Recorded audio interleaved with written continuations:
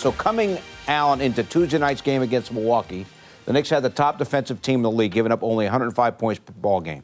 At Milwaukee, they give up 146, and tonight they give up 133. Right, so they're not the best defensive team in the league anymore, statistically, and the way they've looked these last couple of nights, they've played two of the best offenses that the East has to offer and the league has to offer. But still, this Knicks defense is not what it used to be, and they've got to fix it fast because this month of December, this is it. When we talked about the schedule, how tough the start was, you're in it now. Like, this is the hardest part of the schedule you're going to see, and it's coming fast. The next two games are against teams with a losing record, which, by the way, the Knicks are 10-0 this season against teams with a losing record. What are they against teams with a winning record? 2-9, or now after this loss. And out of the last 11 games going to the new year, you're facing some of the best offenses in the sport. You got to get this defense right. You can't give up 50 points in the paint and 40% shooting from three. Usually it's one or the other. But when you're giving up both like you gave tonight, like you saw against Milwaukee, you've got a problem. It's not offense. It's not more scoring. It's not find another star who is going to need shots and put up 20. You've got to find guys that want to defend because right now they don't have it. All right. Wally Szczerbiak helped call the game tonight on the MSG Radio Network. Wally, you're there up close and in person. Your impressions of what happened tonight in Boston? Listen, that Boston Celtics team's really good, especially with Kristaps Porzingis in the lineup. It's a really tough matchup for Mitchell Robinson. Tom Thibodeau couldn't keep him out there on the floor because he just doesn't. He can't get out to KP at the three-point line. Isaiah Hartenstein had a big-time performance with 15 rebounds, one off his career high. But the Knicks defense has to get better. You know, they're just giving up too many points. They're allowing teams to get comfortable and allowing teams to get into rhythm. This Celtics team, they can all shoot.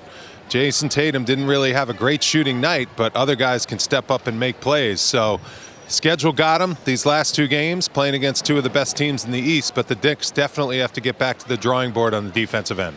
When you talk about the defense, Wally, the three-point shooting, defensive three-point shooting has been a problem. We saw the Bucks get hot. You saw Derek White, Kristaps Porzingis get hot. But I'm more concerned, to me, with how the paint seemed open for the first time. You're getting rim runs. You're getting guys that are able to get dribble penetration and into the paint against a Knicks defense that normally doesn't give that up. What are you seeing that just looks different right now? I'm just seeing not a lot of resistance, especially in the pick and roll. You know, Mitchell Robinson is the guy that plugs up a lot of those holes, but when you're playing a team with two stretch fives that can knock down threes like Al Horford and Kristaps Porzingis, he's not always there to protect the basket, and that's pretty much what I've been seeing. You know, the Knicks offense looks really good. I mean, guys are making plays. They're attacking in transition, scored 123 points or whatever it was. That should be plenty for the Knicks to win basketball games. I mean, you always talk about how the Knicks want to keep teams right around 100 or under 100. They've done it a bunch of times this season, but they're just not going to win games. They're just not built to win games if games get up into the 120s and 130s.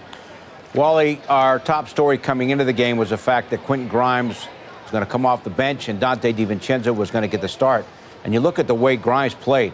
I mentioned right when we started the show here, the postgame show, Grimes for 13 points. That's his second high point total of the year. That's a great sign, and I give Quentin Grimes a lot of credit because, you know, he spoke up. And when you speak up like that and you talk about your role wanting to change and wanting to get more shots, you better make the shots when you get them. And he did. He played really, really well. He looked like he was more involved in the offense with that second unit. Tom Thibodeau still has the option to leave him out there on the floor in the fourth quarter to defend guys like Jalen Brown and Jason Tatum.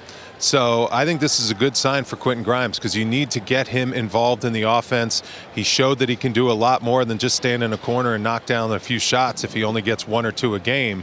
And that's a good sign because you need everyone playing at a high level to compete with a team like the Boston Celtics. Did you happen to catch at the end of the game Jalen Brunson, his left ankle tweaked a little bit there, stepping on Peyton Pritchard? What did you see and how serious did it look to you? Well, I'm not the doctor, but I've had those happen to me many a times. Fingers crossed. Hopefully, it's not too bad. You never know with ankles how you catch how you catch the corner and how you just roll it over. Obviously, a frustrating play with under a minute to go in a game like this, but hopefully 2 days off. Jalen Brunson will be able to get some ice on that thing, and it won't be something that lingers because obviously the Knicks, he plays hard. The Knicks need him 100% to be out there on the floor. Brunson tonight with 23. Wally, as always, we appreciate it. Have a great trip back, and we'll see you on Monday night when the Knicks host Toronto. You got it. Can't wait, boys. Also, by the way, Mitchell Robinson, yes, 2 factors. Challenging when he has to match up against KP, but he also hurt his ankle tonight. Yeah, and x-rays at the half. In fact, he didn't start the half because he was getting that checked out. Did eventually come back and play 6 minutes in the second half. The x-rays were negative, so that's a good sign that he's fine, but still a little banged up as well. This part of the year now, as we're getting into it, we're a quarter now into the season, Bill. We're already a quarter in, and so, that stuff's going to mount up. The Knicks have been very lucky when it comes to that aspect. They play a ton of their players. Their guys have stayed in the lineup more than most teams.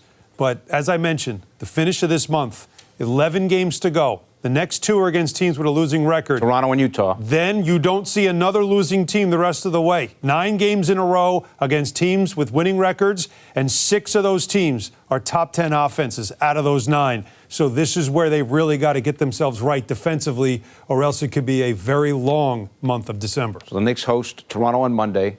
Then they begin a 5-game trip out west beginning at Utah. 4 games to the Western Conference. Right, and then Brooklyn. 1 back here, right. Right, okay.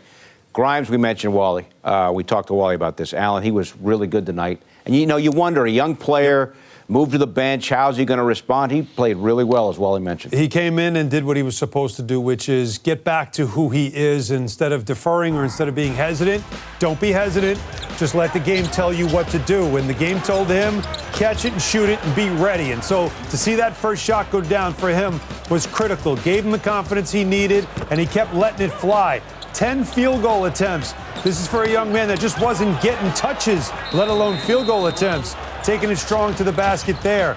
You look at him cutting to the basket. These are things we remember from last season with him that we just weren't seeing since he came back from the wrist injury and really was a non-factor offensively. And also, obviously, defense is something he brings. So good sign. Maybe he'll find some comfort on the bench because Donte DiVincenzo, again, the numbers don't jump off the page for him. He was 2 for 6, but still looks like, especially in that first quarter, fit better with the starters offensively. But this is not about offense tonight. These last couple of games have been about the other end of the floor, which DiVincenzo and Grimes both bring that aspect. They've got to get better, though, as 5-man units. In each of the last 2 games, the Knicks have scored over 120 points and lost both games. More than enough. 50% shooting. 50% shooting, 40 from 3. You should win with that many points. And they lost by 10.